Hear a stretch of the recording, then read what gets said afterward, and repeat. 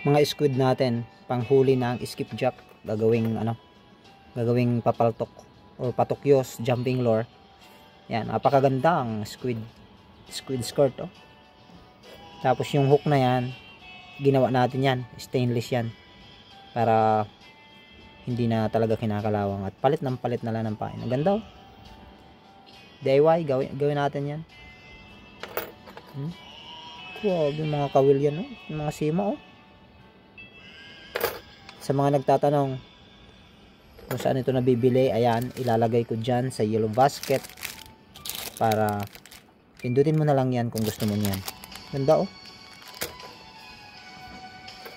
Yan, nasa ilalim. Bibili ka na mga squid bait na yan.